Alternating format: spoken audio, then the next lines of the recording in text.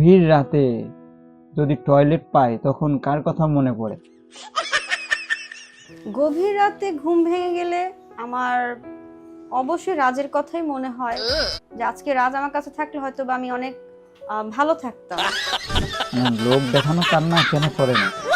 আসলে কান্না না, মানুষকে দেখায় যদি কেউ কান্না হয় সেটাকে কান্না বলে না। তো দেখতে পাচ্ছেন আমাদের সেই কাঙ্ক্ষিত মডেল নূপুর আপু আমাদের পাশে বসে আছে। তো আমরা সংক্ষিপ্ত আকারে তার কাছ থেকে কিছু তথ্য জেনে নেব। আপনাকে যিনি ওই কাজটা করিল তাকে যদি পান তাহলে এখন কি করবেন?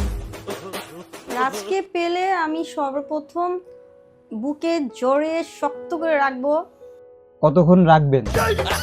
কতক্ষণ রাখবো আমি জানি না, আর পাওয়ার পরে আমি বলবো যে তুমি এতদিন ছিলে না, আমি খুব কষ্ট পেয়েছি। কি কি প্ল্যান আছে আমাদের কি বলা যাবে?